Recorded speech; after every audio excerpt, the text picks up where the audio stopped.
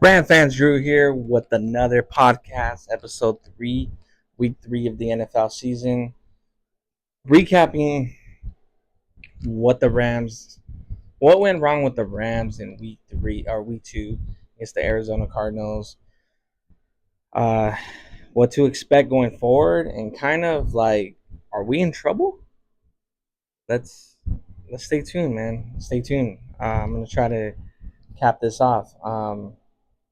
First and foremost,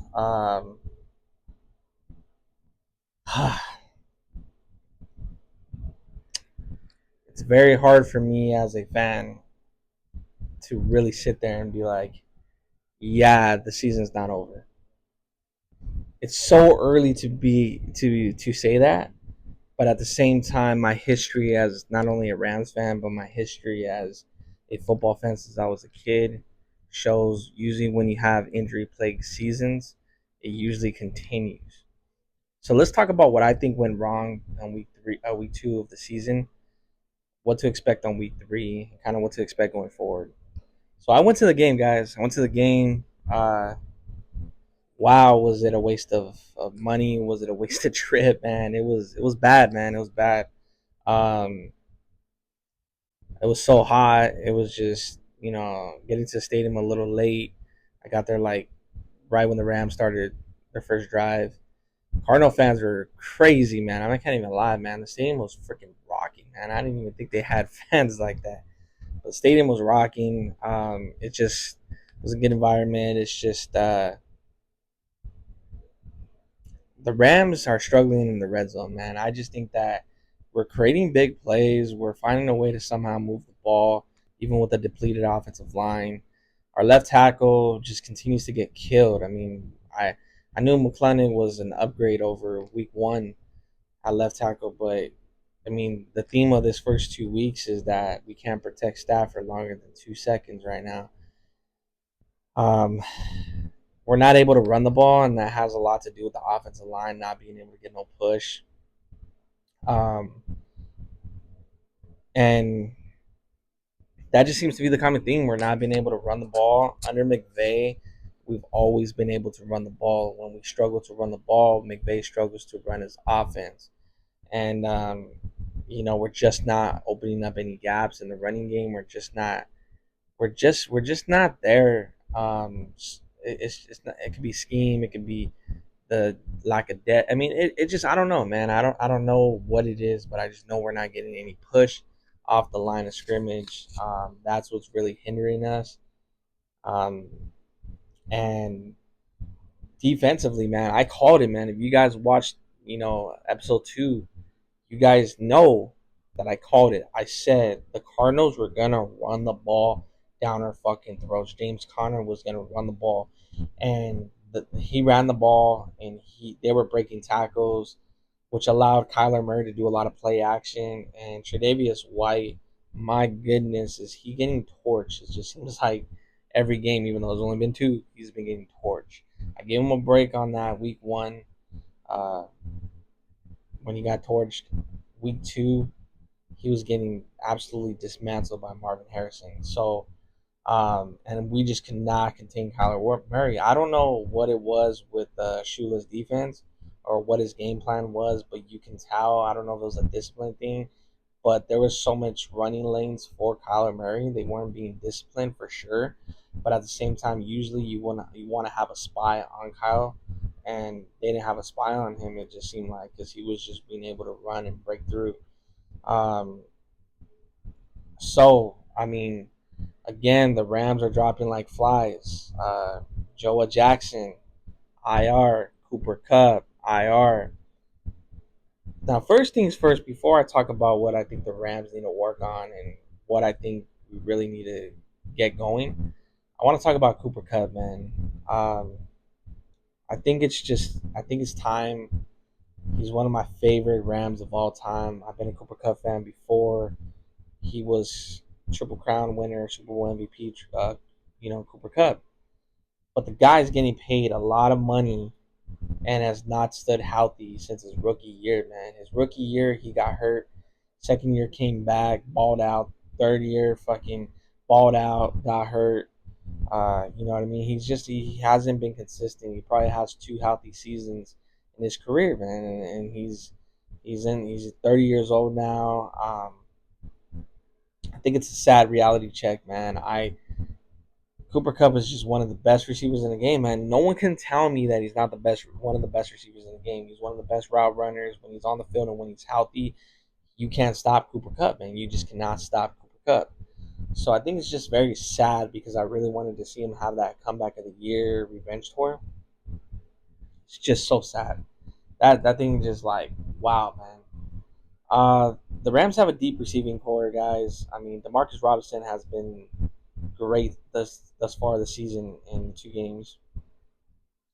Not only has he been great and made a couple big plays each game so far, but he's just reliable and he's just a physical presence and he's just somebody Stafford trusts.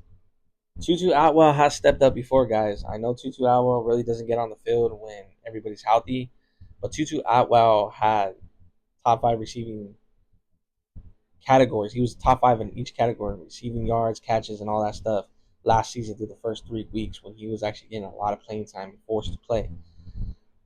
I feel confident that he's going to do the same thing against the Niners. I feel confident he's going to do the same thing starting.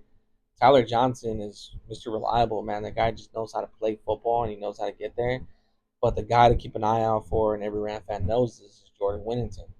Now, Jordan is going to be forced to kind of be this year's Puka Nacua for us, but that's what Puka was forced to last year as well. He just got forced to go in there and play. And I have a feeling that he's going to be that guy this year. He's going to step up.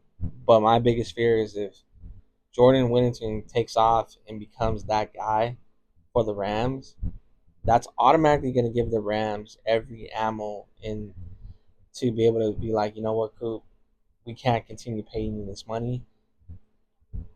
I'm sure that he's so loved by that team, so respected by that organization that maybe they'll offer him, a restructured contract. But I don't think that he comes back on that same salary, even if he comes back and balls out later in the year. Um, Cup is not on IR, but he might be on IR. Either way, he's missing a few weeks. And either way, if he forces himself to be available like he did last year, I just don't see him being the same. You know what I mean? Last year, he forced himself to be out there and he was not the same. So it's just one of those things where it's just like, man, it's disappointing. But if Jordan really does break out, it's going to be hard for them not to be like, well, we got 2 young, dominant receivers. Like, why do we need Cut? Um, it's just sad, man. It's just sad because the guy is a freak of nature and this guy works really hard. And it's just very sad to me. Another thing, though, to look out for, like I said, is I just think the Rams are going to be fine with the receiving core we have. And if we could just make it to the bye week or, to the Raider game at least, like I truly believe that the Rams will be okay. I think we'll eventually get either cut back or Puka. I do think the Rams should go out there and they should sign old reliable Robert Woods. They should just trade for him. I think they'll get him for absolutely nothing. And I think, he can come in and really help us out. Who knows? I don't know if they're thinking about that or not. But that's why I wait till Wednesday, guys. That's why I wait till Wednesdays because you can do an overreaction Monday, but you're still kind of mad as a fan. You're still kind of mad as an analyst. Like there's a lot of injury news that hasn't really came out. Tuesday, everything comes out, but I can kind of comprehend everything, really look over everything, really look at the highlights, really look over everything, and then make my analysis and what I think and why I think that. So that's why I usually wait till Wednesdays to make videos. But yeah, guys, I mean, defensively, we have to do something. We are healthy on the defensive side of the ball. I know we lost some people in the secondary, but for the most part, we're relatively healthy in that area compared to the offense. So it's just we gotta man up, man. We gotta man the hell up. And I think one of the things, reason why we're struggling, is because we don't have a leader on defense. Aaron Donald was that guy. Our defense was worse on paper, and our defense was worse in my opinion than it is this year. But somehow, some way, we managed to still be in games, and somehow, some way, we still managed to not get torched every game. So for me, it's just like, wait a minute, we should be better. There's no reason why we shouldn't be better. Okay, I looked up some stats. Jared Verse's rookie number so far with Pro Football Focus has him ranked number 8 an outside linebacker in every category. I think he's like top 4 in pass rush win percentage, and I think he's like number 5 in a run stopping grade. So he's only getting better, guys, but he's not having the opportunity to dominate games because we haven't been able to force opponents to consistently have to drop back and try to win games. We haven't gotten ahead on anybody, and we haven't consistently had that chance. So I'm not gonna judge Jared Verse, but I would judge Brandon Frisk because even though it's too early to judge, I just feel like he's losing a lot of his battles. He's getting pushed around. Bobby Brown, who's gotten better every year, you're the nose tackle, bro. You got to set the fucking tone on that line. And if you look at these first 2 games, running backs are getting to the second level easily. They're not getting. There's no penetration. That starts with the defensive line, and Bobby Brown's not winning. Kobe Turner, I got to give Kobe Turner that. Kobe Turner worked hard this offseason. He's trying his best to be a leader. He's getting double teamed, which is a good sign because that lets me know and that lets everybody know that Kobe Turner is respected around the league. So he's getting double teamed. So there's no reason why Bobby Brown and Brady Fish should be getting pushed around like that. They need to win because if you're getting singled covered, you should be able to win those battles. So defensive line should not be getting pushed around like that. And I think something needs to be done. I don't know if it's just a leadership thing. I don't know if it's just, but they got to man the hell up, man. And Bobby Brown's pissing me off because he's in a contract year. You want to be the nose tackle. You have to set the tone. Nose tackle set the tone for a 3-4 defense. Linebackers are only going to look as good as their defensive line. It don't matter how good you are. You could be a Troy Warner. You could be a freaking Roquan Smith. It doesn't freaking matter if you're getting offensive linemen on you on the second level, you're not going to be able to be as dominant. The reason why these linebackers are dominant is because their defensive line is eating up blocks and they're able to just shoot through and they're able to just tackle. That's not what's happening right now with the Rams. And that's concerning. And I don't know how you fix that because it's not a scheme thing, it's a will thing. Anybody who's ever played football knows every coach tells you it does not matter when it comes to stopping the run. It's about will. It's about you beating your man and you freaking going out there and you grinding, you scratching and clawing, and you fucking have that mentality that you would die rather than giving up that yard. So I don't want to hear all this excuses of, and there's nothing we can do about that. Keelan Witherspoon, we just signed, did not play last week. Keelan Witherspoon was a nobody before coming to the Rams. He didn't really do much in the NFL. He was a journeyman, kind of was okay. The fact that he came to the Rams last year and was locking down people's best receivers, and or if he couldn't lock you down, he was at least limiting you. Like Pro Football Focus had him ranked pretty high. The fact that he could come in there and be our number one corner last year and perform really well, while Tre'Davious White is an All Pro, former All Pro. I get it, you're coming off an injury, but you are a former All Pro. I don't understand why he's getting beat like this and looking this bad, but you are really looking very bad out there, and we need a corner to step up, and I believe Ahkello Witherspoon is going to be that for us, and I'm excited for that. Um, because we need somebody that's going to be able to do that, and hopefully Tre'Davious White not having to be on everybody's number one receiver and him can be on number two, maybe that will help him. But either way, we need some help in that back end. And Kilo, I believe, is going to bring that to us on the secondary. But as far as John Johnson getting hurt and being out for a little bit, that's disappointing. He's pretty good in the back end. We do have a deep safety core. So, but Cam Curl's got to step up. He was missing a lot of tackles. He's supposed to be the tone setter, and he's also supposed to be that guy to be able to limit those big plays. And the big plays have been happening these first 2 weeks. So, like I said, that's a scheme thing though as well, but that's also a coaching thing and a discipline thing from the secondary. So we got to clean up that stuff, man. But until we're able to show that we can stop the run, or at least be more decent at the run, teams are gonna just mollywop us all the way. They're gonna run the ball, run the ball, run the ball on us, and then they're gonna hit us with those play actions because they know, hey, the Rams giving up these first 2 weeks, big plays each time. The Niners are gonna come into town and they're gonna run the fucking ball. I don't give a shit if McCaffrey's out. They're gonna run the fucking ball on us until we can stop it. And Kyle Shanahan's gonna take his shots with Brock Purdy because he knows we've been giving up big plays. And I wouldn't be surprised if they design some plays on Tre'Davious White. Even if Debo's getting missed, Debo's not their deep threat.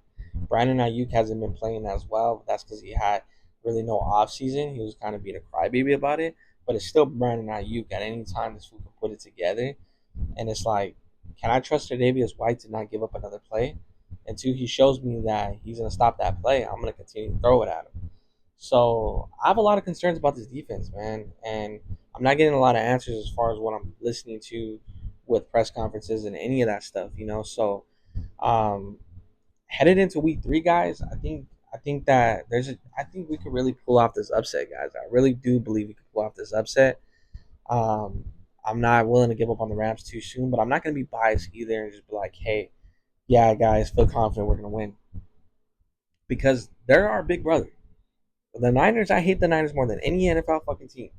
Okay, but they're our big brother, and they're not going to sit there and they're not going to come into SoFi thinking, hey, you know all this. No, they're coming into SoFi with a loss, and they're coming in with confidence because they've beaten us every fucking year, except obviously last year and except the 21 championship game.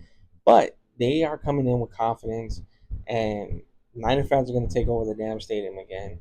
So it's like it's kind of not really an opener, and it's kind of like we're still on the road.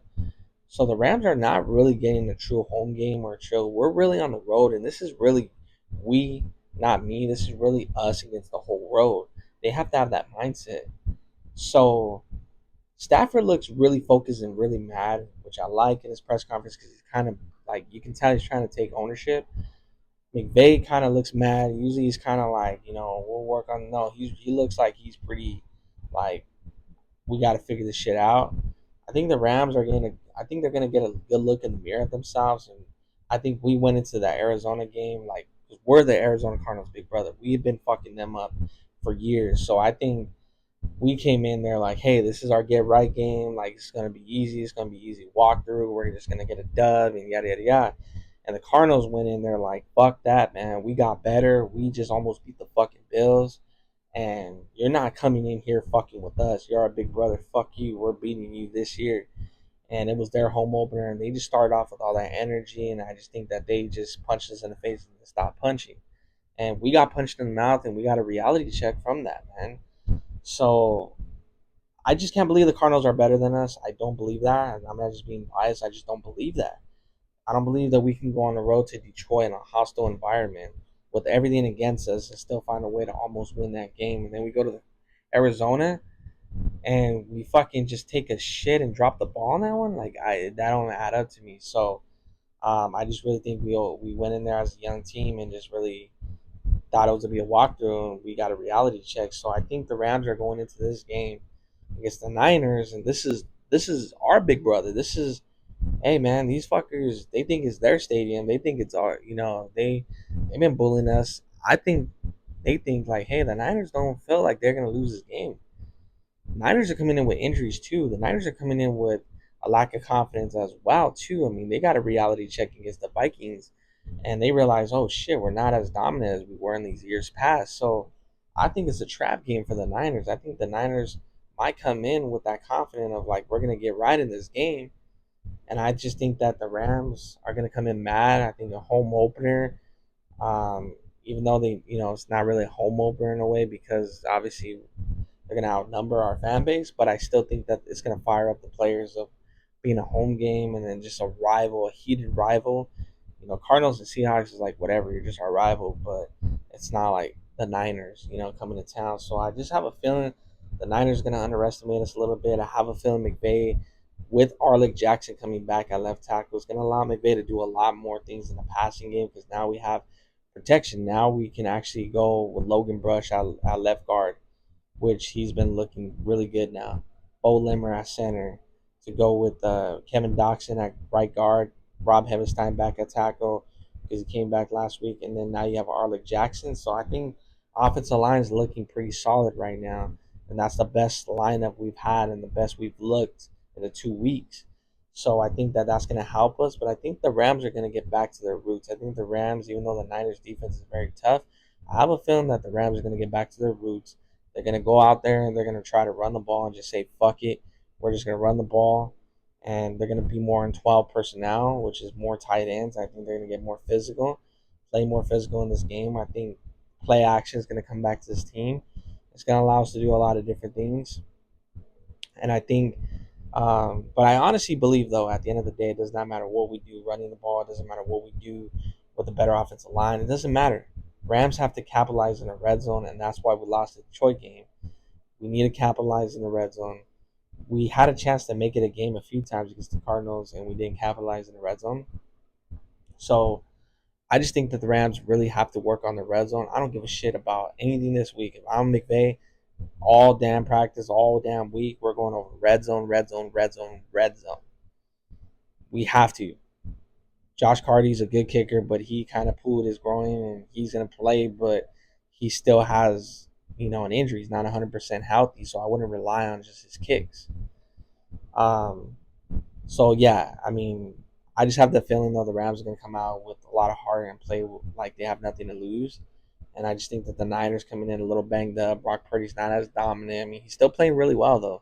But, he's just not as Brock Purdy-ish, like, meaning he's not perfect right now, and the Niners can still run the ball with Mason, but he's not McCaffrey, and then you lose your engine in McCaffrey, and then you lose your backup engine, with Debo, and you're not gonna be able to do all these exotic screens and jet sweeps and all this stuff like that. And Debo's a ram killer, so I just think that they still got a really good receiving core, a really good offense, but I just think that this defense comes in and plays man. I think Akilo's coming in and stepping in for this defense. But I just think that if the Rams can find a way to steal this win at home at SoFi, I just think that we can save our season. Now, if we go 0-3, but it's a competitive game, it's not over yet. But I just think that you're really trying to climb out of a deep hole. But I think if you can find a way to beat your big brother, the Niners, and you go on the road against a struggling Chicago Bear team, I think we can find a way to steal that win right there, regardless of what happens with the Frisco game. But all of a sudden, you got that confidence. That's all it takes for a young team is to be like, hey, we actually could win. We know how to do this. And it builds up that confidence. And all of a sudden, now you're just like, okay, we can do this. And I honestly believe we could beat the Bears. And if we could beat the Bears and hopefully avoid the Niner game without having another person on IR, that sets up a home game against the Packers. But the Packers look really well, though. Don't get me wrong. But that still sets up a home game against the Packers, who do not have Jordan Love. And that could potentially, if you can get that win, you're potentially going 3-2 on a 3-game winning streak going into the bye week with Joseph Noboom coming back after the bye week, with potentially Puka Nacua coming back after the bye week. You're getting guys back after the bye week, so then you actually have some winnable games during that stretch. You know what I mean? So I just think that obviously I just feel like in my heart that that's just me being biased, but I feel like the Rams could really set themselves up with the potential second half comeback in the season if they can find a way to make that happen. Now, if we lose to the Niners and then we somehow win our first game against Chicago the following week, and then I don't know, we pull it off against the Packers and we're 2-3, that's still pretty good. But I just think that you can really turn around the season with the victory this weekend against the Niners. Now, I expect Jordan Whittington to break out in this game. I expect Stafford and the Rams to revamp their offense. I think they're going to become a more physical team. I think you're going to see a lot more Blake Corum, and I think you're just going to see Connor Williams break Corum. It's not going to be pretty, but I think they're going to start to break off some runs. 12 personnel is going to stay in, and I think that having Arlec Jackson back at left tackle is going to allow the Rams to go back under center and do some play action stuff. So I just think that this game is going to allow us to do some things. I think it's going to be a physical game, but I just think that the Rams have to step up. They spend a lot of money on defense. These guys have to step up. They have to play And I think they know, and I feel like they think they know they're embarrassed. But I think the key to this game straight up is just going to be red zone offense and run defense. If you stop the run and you force Purdy to have to throw 50 times, 40 or even 30 to 40 times instead of 15 to 20, I think you give yourselves a chance to win. I think that's going to allow Kobe Turner, Byron Young, and Jared Verse to tee off on Brock Purdy, and I think that you know the few games that he has lost, when you get pressure on him, you can actually do some things to him. So he's really sneaky and elusive, though. He does find a way to make plays so that it's going to be tough. It's not going to be easy, but it's not going to be as hard as Kyle Murray. So I think just going forward, guys, I think as Rams fans, we just have to lower our standards a little bit. Just give this team a little bit of time to figure it out. But I think if we can find a way to figure it out, I mean, this is the NFL, this is the league, man. We have a first tough half of the schedule, man. We're basically on the road all year. To be honest, we're basically on the road the first 5 weeks. I mean, we were on the road against Detroit, we were on the road against Arizona, and then we're literally at home, but we're playing the Niners. Is that really a home game? It's not really a home game. We go on the road to Chicago, and then the Packer fans travel like a motherfucker, guys. So there's a lot of Packers fans in California. So it's hard for me to believe that's going to be a true home game either. It's going to be a lot of cheeseheads in the stands. I don't think it's going to be as crazy as the Niners the way they take over, but it's still going to be a lot of cheeseheads though. So it's not really going to be a true home game. And then guess what? We come back from the bye week and we're playing at home against the Raiders. That's not a home game either, man. I'm not a biased Rams fan. I don't care if you Raider fans, oh, we outnumber us, whatever. You guys care more about having a bigger fan base than you do winning. So I don't want to hear that part. But it is true. I'm not going to argue with you on that. I'm not going to argue about, oh, Raiders run LA, Raiders run LA. At the end of the day, you guys know deep down in your heart, man. I'm going to say it right now. You guys wish you were LA. You guys are not LA no more. That's the past, bro. You guys wish you were at LA because you guys can't even fill up your own fucking stadium anymore. It's just the truth, man. You guys can't fill up your own fucking stadium, so I don't want to hear it. Vegas is closer than Oakland. Everybody used to drive down to fucking Oakland for Raider games, but no one can drive down 4 hours to fucking Vegas. I don't want to hear all that shit about, oh, gotta get a hotel. Man, I don't want to hear none of that, Raider fan. We're gonna save that shit for during that week. We'll talk our shit on this shit, but for the most part, like I said, though, Rams are still on the road though against the Raiders. So it's like we're not really getting a home game, guys. So this is gonna be a tough season. But I just think if we can survive, we could potentially set ourselves up for a crazy second half comeback of the season. And I think it can set us up and we're gonna be mentally tough and ready for the postseason. But if we continue to just drop like flies and continue to just not be able to stay healthy and everything like that, then this season is just a bust. It's just gonna continue to be a bust and we're just never gonna do it. So, like I said, I'm hopeful, but I just think that something in my heart tells me that we might upset the Niners. But I'm preparing myself for a loss, guys. I'm not gonna be fake with you guys. Like I'm preparing myself mentally for a loss. Um, but it will be great to see if we pull it off. But I do think the Niners might be coming in. We're seeing all the injuries to us, seeing how defensively we've been weak. I just think they come in with a overly confident, overly cocky, and I just think we come out this week's for some reason. I really believe we're gonna come out this week mad, um, and we're gonna play hard and we're gonna play our best football. So the odds are against us, but hey, man, I live by that shit, man. That's why I got against all odds right here, baby. I live for that shit. So let's just see, man. Let's just see what happens. But I just think going forward, like I said, we got some positives, some little things we got to work on, but we have one of the best well-run organizations now in the league. We got McVay at head coach. Um, we have Les Snead. I believe in his draft picks. I believe in his moves. And let's just see, man. Let's just see where this takes us. But I just think that I don't expect the Rams to come out flat again. I don't think we get dominated again. And if we do, then I just think season's over, man. I know it's early, but season's over. I just don't think we get enough confidence in that area. But watch out for Jared Verse. I just have a feeling he might have a really great game.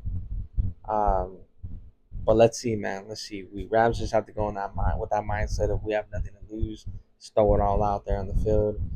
And when you play like that, man, sometimes you win, bro.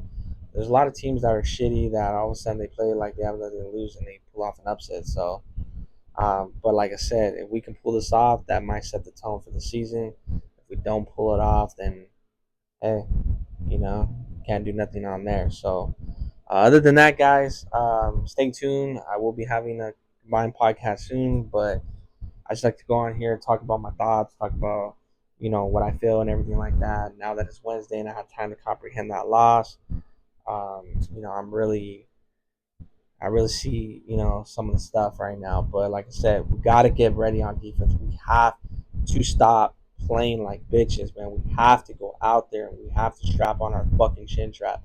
We have to go out there and we have to fucking play Rams fucking football, man. We have to hit. We've spent too much draft capital, too much fucking resources on this defense. We have to, man. Everybody's got to step up on defense. Offensively, we got one of the best coaches in the fucking league. We will figure it out, especially with our offensive line slowly getting better now. Again, and not as horrible as the first 2 weeks because that lineup, I can't even fucking name that lineup. No one can name that lineup the first 2 damn weeks. So, Arlec Jackson back, Akila Witherspoon back. That right there is just going to add to us right there. I think we get better in offensive line and secondary with those two guys coming back. Jordan Whittington is going to take off this week. I believe it. And I just believe that we find a fucking way to beat the Whiners, man. So, like I said, man, uh, I'll see you guys next week on Wednesday. And, hopefully we're right here cheering and celebrating, man. And let's see how it goes, man. But either way, Cooper Kupp, I love you, boy. Continue to get healthy. Hopefully, you can get back out there on that field. Sean McVay, we want Omar at middle linebacker, and we want Robert Woody back. Trade for him. They're gonna give it to you for a bag of chips. And let's get this shit rolling, boy. Let's get this shit rolling. Let's get Omar in there, middle linebacker. Set the tone with those big hits. Let's fucking do it, man. Let's do it. Let's find a way, Ramley. Let's do it. All right. Forever horns up, baby.